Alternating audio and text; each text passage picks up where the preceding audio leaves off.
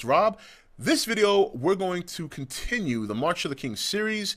This week, we are doing Godzilla vs. King Ghidorah, the Heisei series.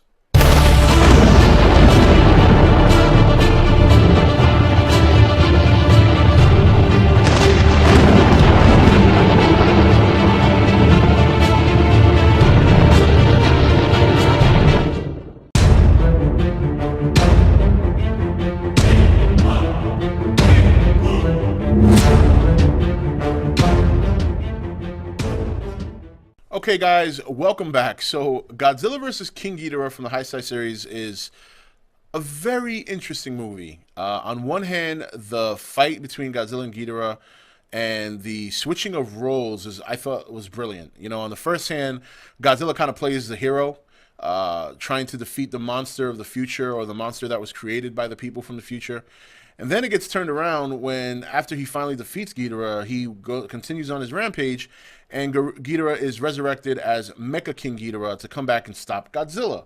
So I like that element of the movie. I thought that was cool. It was very different. Never in any movie other than this one in GMK was Ghidorah portrayed as a hero. So I like that little turnaround. It's almost like a wrestling match. You know, one week the good guy is the bad guy, then the next week the bad guy is the good guy, and so on and so forth. Now, M11. I cannot get enough of this android and the scenes in this movie with him. I mean, you guys got to admit, that scene where he's following them in the car and he gets out, the car crashes, he tries to do his best impression of the Terminator getting out of the fire, and then he runs at top speed and he's running and he's just staring at the camera. And I cannot help but just die laughing when I saw that. And then he catches up to the car and he looks at the car and he like grins like this is some stupid shit, right? I mean, M11 is just, oh my god, they need to put him in Godzilla 2014. I want you know what, they can do it. They can get him in there. Let's start a fucking petition. I want M11 in Godzilla 2014. We have to have at least a little bit of cheesiness, right? Let's just get 30 seconds of cheesiness. Let's get an M11 in there running away from Godzilla, and then Godzilla stomps him, and that's it. That's it. That's all I'm asking for, right? Whatever. Okay, so back to the movie. And, you know, obviously we all know the storyline. People from the future come to the present to warn the present-day people of catastrophes to follow and this and that and all this bad shit. So we need to go back to the future. Damn it, Morty! And we need to stop Godzillasaurus from becoming Godzilla. So they go back to the past, they find Godzillasaurus. We see that nice, very intimate moment between Godzilla and the troops from Japan, and they relocate Godzilla to an underwater lair. And no, it's not no, they recruit him to, you know, they basically move him to beneath the ocean, so he's not in any harm's way. Well, not harm's way, but so that way he's out of the range of the nuclear testing that's to happen. But this is where it gets a little bit confusing for me. So the chick from the future, I think her name is Emmy, she dumps the door rats, and I swear to God, if my daughter saw one of those things, she would never stop asking me to get one, and they don't exist unless there's a plushie out there. Anyway, so she dumps the door rats out of the ship purposely, and the girl, you know, Miki's like, oh, where are the door rats? And she's like, and then this is where I got confused. The Dorats turned into King Ghidorah. They had to know something was going to happen with the Dorats, which is why they did this. And then she acts like she didn't do it. Like her superiors are like, you're losing your vision.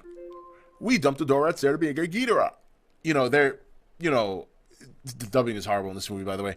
And she's like, how could you? And this, and I'm thinking to myself, you dumb bitch, you're the one who fucking put him out. Why not just go back to the future like 2 or 3 minutes before you did it and don't do it? But anyway, you know, that's how these movies are. They force the plot along. I just thought it was really weird that she's the one who put him out there, yet she's mad. It really confused me. But anyway, so the Dorats obviously return as Ghidorah, and this is what I liked. Because in the older Godzilla movies with Ghidorah, you got a lot of stock footage. A lot of times it was always stock footage, where this one was cool because it was new footage of him wrecking stuff, and I enjoyed it. I enjoyed that a lot because I like Ghidorah. Ghidorah is my second favorite monster behind Godzilla in the Godzilla universe. So it was very, for me personally, I enjoyed seeing him get a lot of screen time when he arrived on screen, and seeing him wreak havoc and do his thing. That to me was very enjoyable to watch because, again, back in the old movies, it was always stock footage. The thing I did not like is they changed his roar. You know, that whole, I don't even want to try and do it. I'll probably sound dumb. But you guys, I mean, you guys watch the movies, you know, there's obviously the Ghidorah roar from the 70s and the late 60s, epic roar. They should have kept it, but they changed it to what they did, which that I'm not happy about. So finally, you know, Godzilla returns, and turns out that the Godzillasaurus did in fact mutate anyway. So him and Ghidorah meet for the first time, and this is probably one of the most famous scenes in the Heisei series, when Godzilla blew the center head off of Ghidorah. I mean, let's face it, honestly, when we all saw that for the first time, we were like, oh shit. And that was my reaction, because I was like, I had never really seen Godzilla own Ghidorah like that. Ghidorah always kind of gave Godzilla a hard time. Godzilla always needed like Rodan and Mothra and Anguirus or whoever to help him fight Ghidorah. But he handled Ghidorah pretty soundly in this movie. And another thing I noticed in this movie is his atomic breath is powerful. I mean, he uses it quite a bit, but it is powerful. So after Ghidorah gets destroyed, she attempts to fly off, or he attempts to fly off, however you want to look at it. Godzilla blasts him in the back. He falls into the ocean. Fast forward to the future, where Emmy convinces a superior to let her reconstruct Ghidorah so that she can go back to the past, or back to the future, Marty, and fight Godzilla. So Godzilla's wrecking Tokyo again, and next thing you know, boom, here comes Ghidorah. And I gotta say, the arrival scene when Ghidorah, that was great, and the center head looked awesome. The whole Ghidorah mech was awesome. You know, this movie was really good. It was a good, the kaiju scenes, the fights were great. The plot was, I mean, it was kind of cool. It's just that big plot gap where Emmy's the one who released the Dorats, but she's acting like she's innocent or some shit like that. That kind of really threw it off for me. M11 was just pure comical. M11 was comical. That jetpack that they used, like that Emmy and M11 used, was comical. But in terms of the fighting and Ghidorah and Godzilla going at it and things like that, man, shit doesn't get any better than that. I would love to see that. Like, I would love to see those scenes reprised in a futuristic way. And somebody once asked me, and whoever you are, please make a comment below, because I would actually like to maybe do a video about this. But somebody asked me, it was in the live stream, what my thoughts were, something along the lines of Ghidorah having a standalone movie in the United States. And you know what? I think they could pull it off, because he's very similar to a dragon, and we all know how popular dragons are here in this culture. So I think that's one other kaiju they could probably pull off, and it'll work. But anyway, guys, so that's it for this one. Godzilla versus King Ghidorah from the Heisei series. I enjoyed the fighting primarily. That was what made it for me. And the story is the story's suspect. M11 was a joke, and Emmy was a bit of a joke. But outside of that, I enjoyed it because the fight scenes were great. The fight scenes were great, and I loved King Ghidorah in this movie. He had a lot of great scenes. So anyway, that's it for this video, guys. I will see you next week. And what are we going to do next week? Let's see. Godzilla versus Mothra, the Battle for Earth. So that'll be next week's Rewind review for the March of the King series. I'll see you guys later. Hope you enjoyed the video. Take it easy. Hey guys, welcome to Entertainment Talk Nation. I'm your host, Rob. This video, we're going to continue the March of the King series. This week, we are doing Godzilla versus King Ghidorah, the Heisei series.